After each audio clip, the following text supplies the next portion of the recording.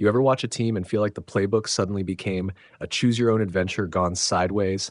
Giants land in MetLife, drama brews, and overnight the season doesn't just tilt, it spins. Jaxson Dart gets hurt, Brian Daboll loses his job, and now the Giants are turning to Jameis Winston to start against the Packers. That's the headline. But the story is all the little fractures that made that headline inevitable. Let's not do the usual soft intro. This is a franchise in mid-conversation with itself. 2 weeks ago, the Giants were trying to see what they had in Dart. A rookie with juice, legs, and some real guts. He was electric in spurts, he'd given the team life, and suddenly, boom, concussion protocol takes him out against Chicago. The result was ugly. A late-game collapse, a 24-20 loss, and a locker room that felt the momentum slide right out from under it. And then Daboll is out. Fired. That's not a subtle nudge, it's a statement. The front office said, in effect, we need a reset. They brought in Mike Kafka as interim and took the seat out from under the coaching setup that had been trending wrong. That's the backdrop. The team is 2-8. The season is spiraling. The patience meter for experimentation, thin to non-existent. So who's under center now? Jameis Winston, veteran, roller coaster career, and someone who still has the arm and the willingness to sling it. He hasn't started for the Giants this year, but he's not a stranger to big moments. Remember 2019? With Tampa Bay, he threw for 5,000 yards and 33 touchdowns. Risk heavy? Absolutely. High variance? For sure. But right now the Giants are desperate enough that variance is appealing. Winston's a polarizing figure. His ceiling and his floor are both very loud. He can deliver explosive downfield shots, but he's also made history in ways you don't want on your stat sheet.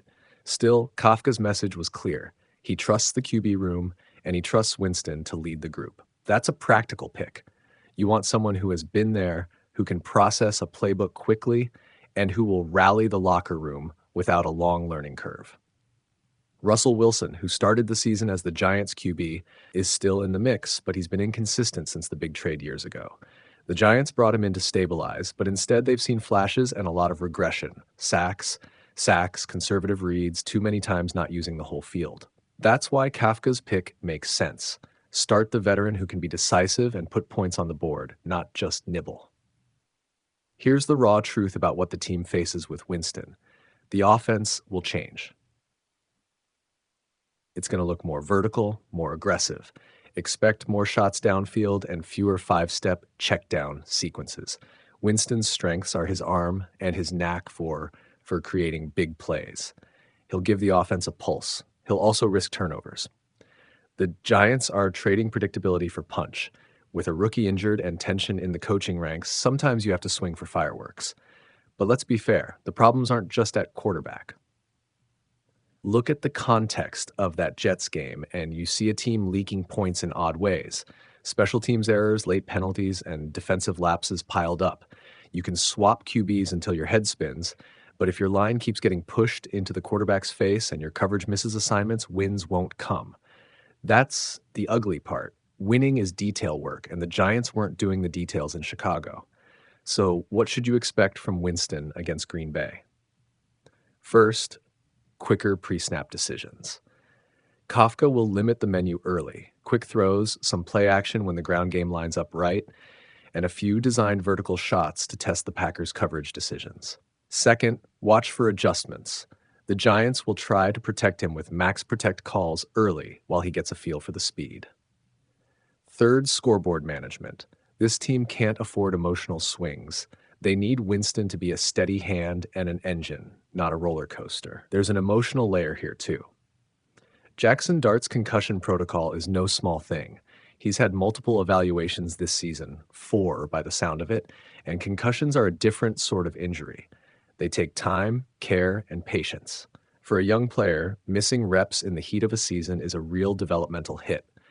The team now faces a choice: protect him long-term or hurry him back to satisfy a scoreboard. Kafka and the medical staff will make the right call medically. The optics may still be rough for fans who want immediate solutions. Let's talk about culture. A mid-season coaching change is messy. Players have to reinterpret their responsibilities, staffers change rhythms, and accountability shifts. Kafka is an interim with a clean slate. That can be a blessing. He can ask players to simplify, to focus on fundamentals, and to commit to execution without the baggage of a longer-term regime. That's exactly what a team that looks like the Giants needs. A return to basics and football that's boring but effective. Now, the fan reaction will split into two camps. Those who scream for the next bright young thing, give Shadur a shot, roll the dice, and those who want veterans who can steady the ship, Winston, stabilize, let's breathe. Both impulses are human. Both have merit. But both are also incomplete. The full answer lives in a hybrid, veteran leadership to steady the present while crafting a controlled developmental path for the youngsters so they don't get burned alive on a sinking roster. If Winston plays well, it gives the Giants clarity. Do you invest in a veteran short-term fix, or does success with him validate a more gradual rebuild? If he struggles, it forces the front office's hand. Either way, the game against Green Bay will be a reveal. It's not a season-defining moment yet, too early for that, but it will be a hinge point. Does Kafka steady the team, or do the structural problems keep dictating outcomes? Here's the image you should carry home. A midweek practice under gray skies, a frontline coach drawing up 2-minute drills, Jameis standing under the lights with his helmet on, eyes intense, and the rookies watching. That's the micro scene that tells the macro story.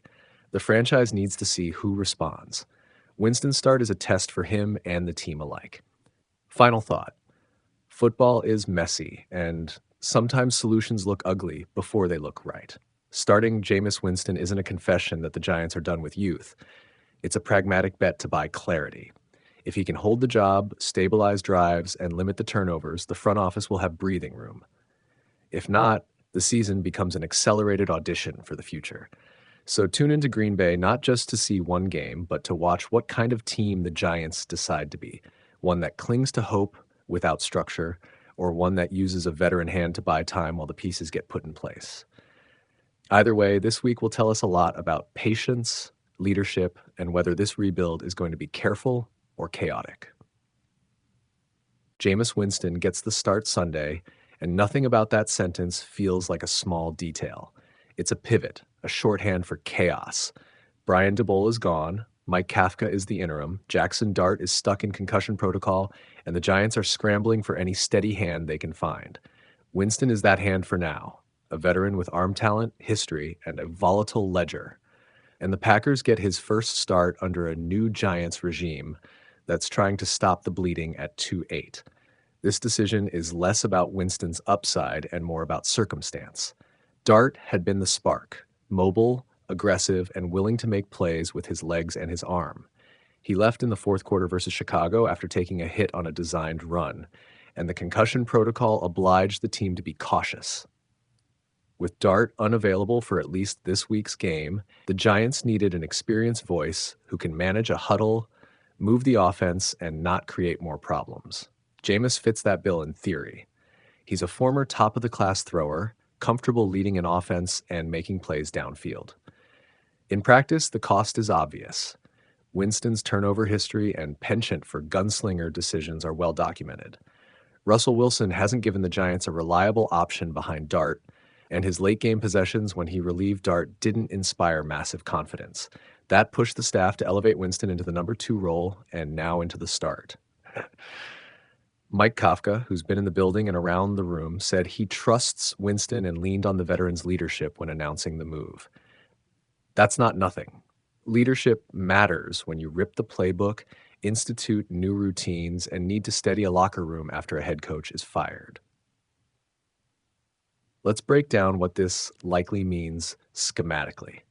With Winston under center, you can expect the Giants to lean on quicker reads and more structure, schemed rollouts, heavy use of play action to mask protection, and an emphasis on getting the ball out without needing long, sustained drives that could expose a shaky offensive line.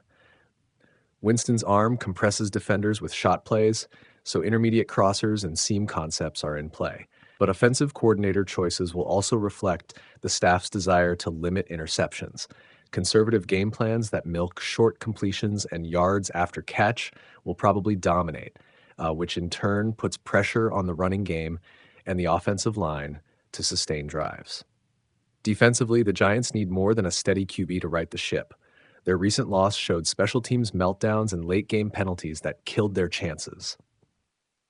Whether Winston can deliver enough scoring to cover those miscues is an open question. The Packers present both a threat and an opportunity. They can be schematically exploitable, but Aaron Rodgers, if healthy, still forces respect.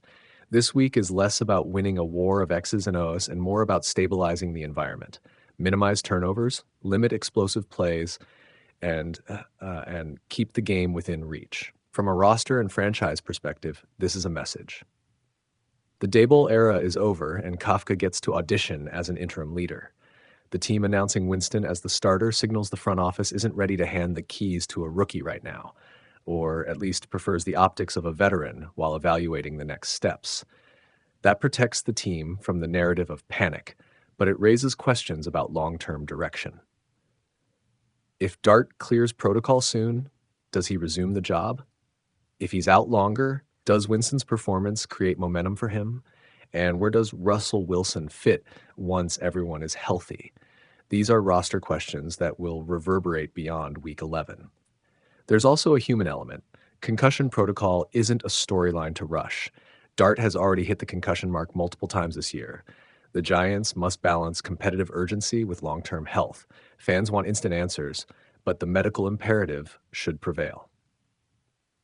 A cautious approach protects the franchise and the player. The team must be ready to pivot if Dart needs more time. What should fans expect on Sunday? If Winston plays, expect him to test the field early, downfield strikes on designed opportunities, and one-shot shots to his top targets. But also expect conservative sequencing, short goals on first and second down, rolling the pocket on third and manageable, and trying to lean on the run to keep drives alive. Special teams have to be tightened up. The Giants can't afford the giveaway plays that sank them last week. Defensively, the unit must win the turnover battle, clean up penalties, and shorten the field for whichever offense steps on the grass.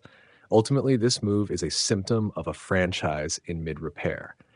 The front office, coaching staff, and players are in triage mode. Steady the ship, find clarity at quarterback, and stop the freefall. Winston's start is a pragmatic choice, a veteran plug to buy time and clarity. It won't solve the Giants' deeper problems overnight, but it gives Kafka and the staff something to build around this week. Structure, experience, and hopefully fewer self-inflicted wounds. Final thought, if Winston plays mistake-free football and the Giants find a way to win, the conversation shifts from panic to resilience. If mistakes return and the losses pile up, the narrative will pivot back to the youth movement and the inevitability of trying Shedder Sanders sooner rather than later. For now, the immediate objective is less glamorous. Stabilize, compete, and make sure the concussion protocol is respected.